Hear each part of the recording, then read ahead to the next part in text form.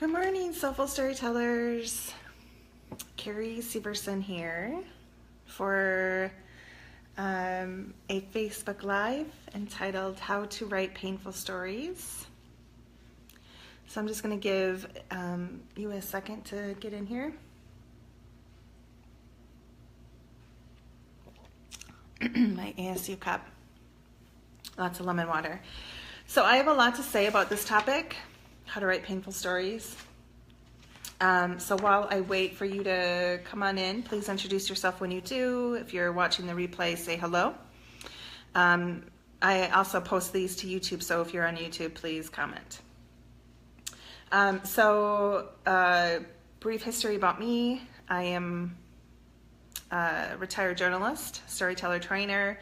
I've been in the publishing business for 20 years, and today I work with women around the world who have stories to share. I've also developed a great number of writing, storytelling e-courses that I've sold over the last year and a half of running a storytelling business. So the reason this particular topic is important, the majority of the people that I've worked one-on-one with over the last year and a half have come to me with hard, painful stories to share. So I actually did a head count, and I've seen 36 women over the last 15 months come to me with painful stories, emotionally impactful stories, harsh stories, hard stories, and I've seen all of them to publication. Actually, there's one woman I haven't been able to get published over the last year and a half. So this topic is one that I'm very familiar with, how to tell painful stories. So I will just jump into it.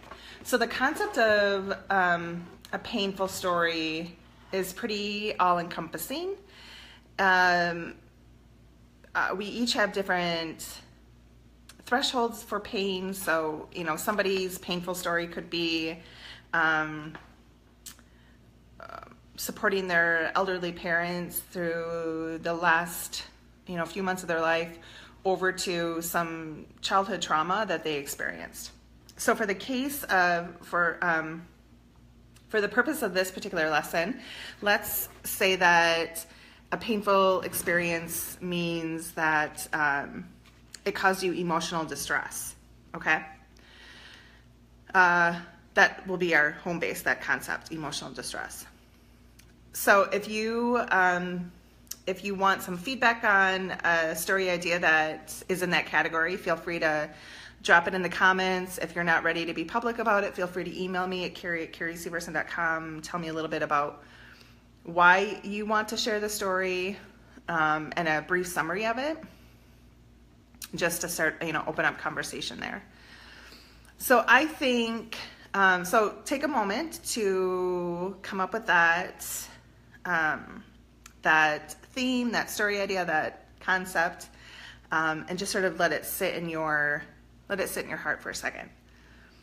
Excuse me.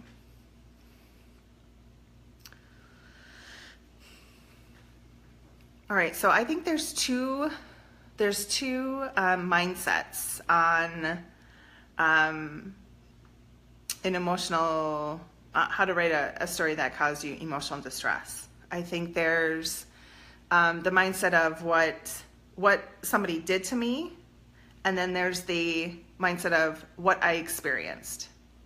Okay? What somebody did to me, what I experienced. What category do you think you're in? What somebody did to me, I find that category to be people who are in that space tend to still be harboring a lot of anger or resentment, a lot of hate.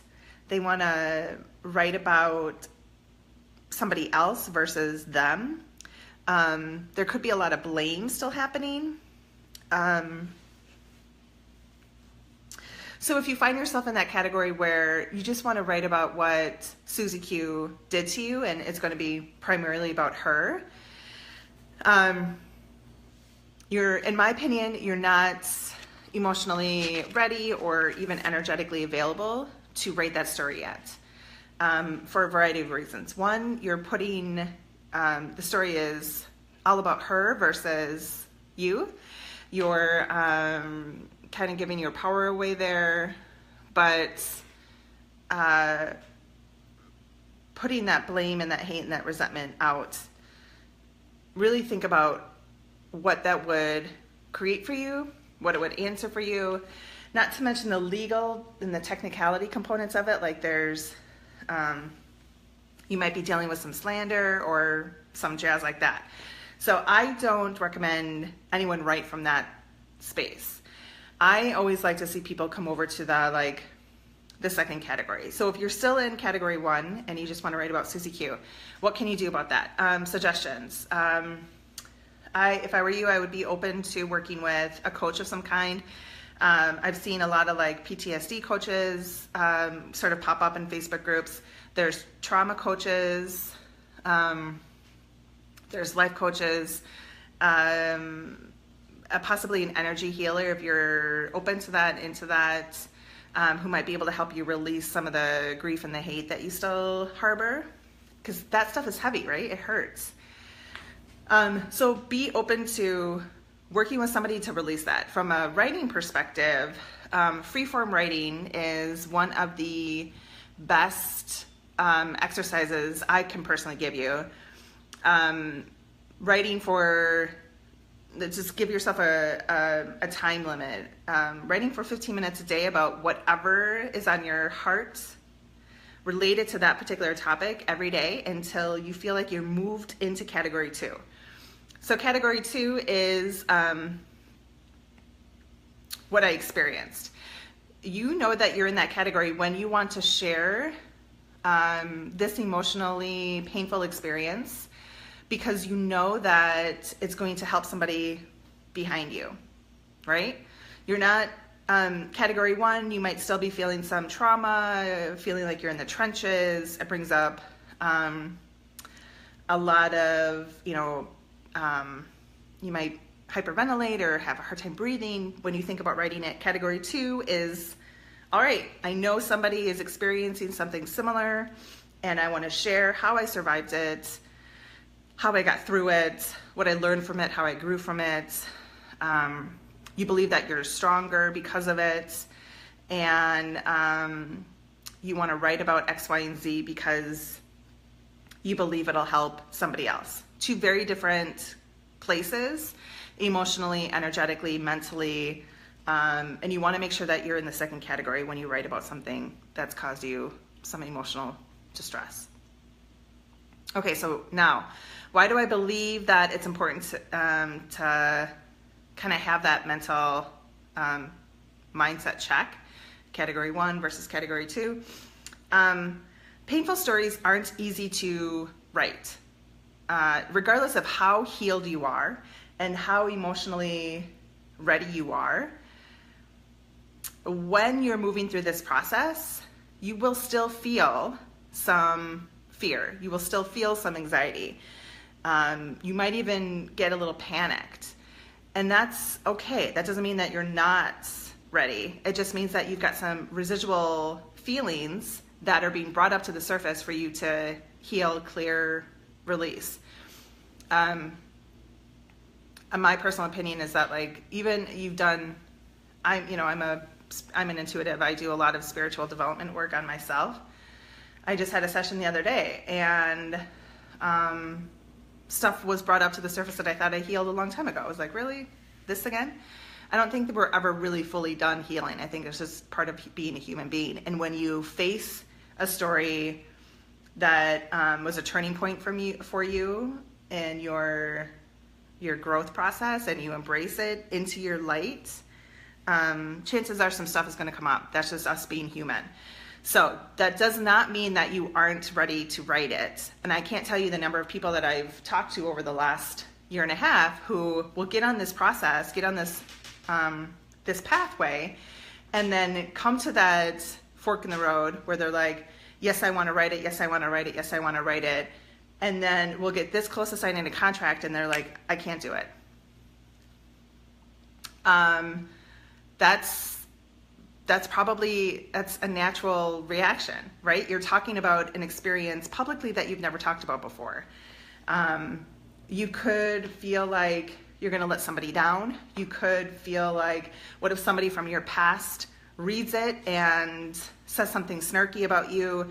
You're letting all of that what if stuff stop you from even starting.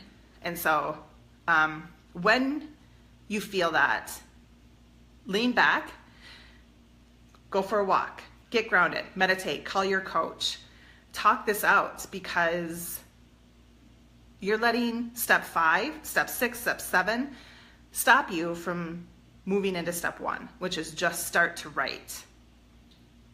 It's never a good time to write this stuff. Chances are it'll take you a while. Chances are it'll take you several drafts. And the important thing is to just recognize that you're as healed as you're ever going to be, and you're ready. Again, that is if you are in that category 2. If you're still in category 1, you got some work to do, okay? All right, so now that we know that we're in, that we're ready to do it, we've got our theme, I want to share with you something that gets kind of techie here. How do you start to write it? Okay, so my suggestion, there's book writers in here, there's essay writers in here, there's short story writers, and the Soulful Storyteller. My suggestion is when you're taking on this big theme, this big experience, my suggestion is to always start with a personal essay versus your book. Books are big marathons. You're looking at 40,000 words, possibly 10 to 15 chapters. You're looking at least 9 months, possibly a year. You're looking at an outline, several drafts, and a roller coaster, definitely. Essays are 500 to 800 words, could possibly take you 2 drafts, maybe a month to write. If you're doing it on your own, if you're working with me, you're looking at more like a week. That's just to write it. To get it placed then could take 2 to 3 weeks after that for it to be published. So when you're looking at these big stories, my suggestion is to always start small, right? Especially if it's like ripping off a Band-Aid and you're worried about the reaction of what people are going to say when it's published. Start small, essays. So I've done a lot of lives. I've done some challenges on the technical writing side of things. My suggestion to you is when you're writing, always start in action. Most coaches will tell you that. When you're writing about a painful experience, my suggestion to you is to literally start in the turning point. So think of the entire experience. It could have taken place over a matter of years. Maybe it was an awful, some painful thing that happened over a matter of a couple weeks. Start in the turning point in which you recognize the light, when you know that, like, okay, you have to turn this around, you've got to flip this. It's usually after you made a big decision and you started going in a different path. So I want to share with you 2 stories that 2 different clients, both have been published. First one is Maria. We had this published on Better After 50. This is from December 2016. It's titled, My Divorce is Not My Failure. This is how it starts. Finally, it's quiet. Bright orange leaves are blowing off the trees as I look out the large windows of my living room. There's a chill in the air. I'm not sure if it's because it's November or because he just moved out. You can see it You can feel it. And then second paragraph, no matter the reason, I needed to warm my space. After lighting the logs in my fireplace, I sat on the couch with my arms wrapped around my knees. Resting my chin, pulling the Afghan over me, I closed my eyes and let warm tears roll down my cheeks. I'm feeling relief and sad at the same time. It's like I can breathe freely for the first time in a long time, and I'm scared. I'm safe at last, and I'm alone. It's powerful stuff, right? I remember when we started working on that, as an intuitive storyteller trainer, I also consider myself a story healer. So I can feel the energy of the story. And I remember when we started writing this, there was this release. She could heal, almost like go through the healing process again of letting this painful but yet beautiful scene in her life come up to the surface. So as we're writing this, I gave her some journaling exercises. Are you afraid that someone is going to judge you for this? What does it feel like to let this piece go? Are you still angry? Like I can't remember the actual questions I gave her, but I do remember giving her 2 or 3 questions to write about. And what was so fantastic about that experience is her journaling exercises actually became the topics of, I want to say, her next essay that we got published. So,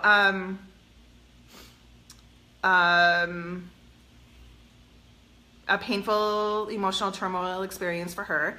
We started an action and then painted that emotion. Remember, you want to get into the show me, don't tell me, and you want to be vulnerable in your writing, especially for essays. So later on down her essay here, once the tears subsided, I started pondering what it was going to be like this time around. What did I learn from my previous divorce that I can use this time to make my recovery easier?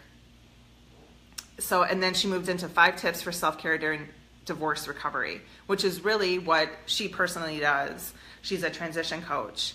And so it played really nicely. We got her, we got that hard sort of painful experience up, and then we moved it into what she learned that she can pass on to others. The second one I want to share is my client Angie. This one is titled, I Took Back My Power by Giving My Daughter a Better Life. So here we go. This is how it starts. On a summer day in 1989, I found myself sitting in a police interrogation room with my ex-husband. I was 20 years old, newly married, and 7 months pregnant, listening to him admit to coordinating the murder of his own father. In that moment, my life broke. I couldn't breathe, I couldn't think, I couldn't see straight. Everything I fascinated about my life was suddenly broken and gone. I felt powerless. My life and my existence was invested in my relationship with this man. And in that room, listening to him tell me something so evil and despicable and so far removed from whom I thought I was connected to destroyed me. The next couple of months were dark. I felt the weight of the world and lonely, uncertain future crushing me every single day. But another moment brought a realization. As I was laboring and ready to give birth to my child, without the man I thought I'd raise her with, the reality of a choice hit me. The reality that I had the choice of the life I would give my child. So, very obviously a super, a moment that she experienced that made her whole life, that changed her whole life. This was something that obviously 1989, so decades, right? She was holding on to. Not many people knew about this in her life today. I remember this took a while to write, and we really had to sort of move through it slowly and think about, was her family ready to have it out there? How does she feel about her daughters and her family knowing? And there's a lot of factors that play when you're working with a painful story, particularly if it had your family is involved with it. So there's some questions that you should think about before you start it. Like, is everyone in your life okay that this is something that you're ready to do?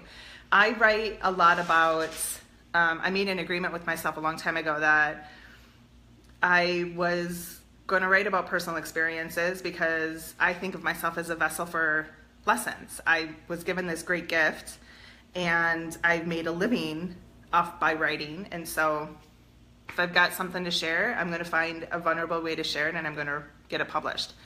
That doesn't always necessarily mean that everything I write is easy for my family to read.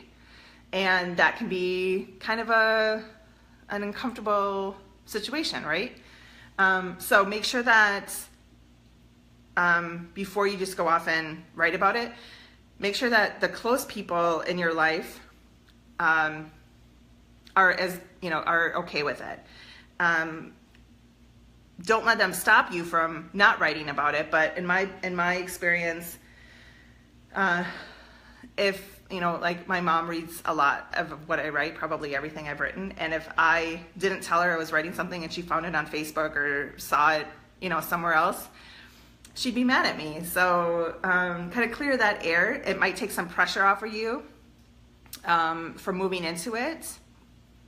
It's always best to have a support team or a support system when you're embarking on these particular journeys, because again, it's not an easy one to go on. I highly recommend you not do it alone. Not only will you stumble a few times on this, but if you get to a point where you're like, I can't do this, I'm too afraid of it, there's too much anxiety popping up every step of the way, you may just stop. And who knows, maybe what you've got to share is what the world needs to hear right now in order for us to come together better as a collective. So let me know how this resonates. I know this was a heavy topic. I would love to hear what you're working on. Again, feel free to drop it in the comments or send me a note, Carrie@carrieseverson.com, if you aren't ready to publicly share it. There's so many writers in here who are working on material, both nonfiction and fiction. And I'm so grateful that you're here. Happy storytelling. Have a beautiful Thursday. And tomorrow's topic is behind me. I'll drop it in the comments later. I don't remember. I came up with 10 different storytelling topics to share with you and provide some feedback and lessons on. All right, you guys. Happy Thursday. Happy storytelling.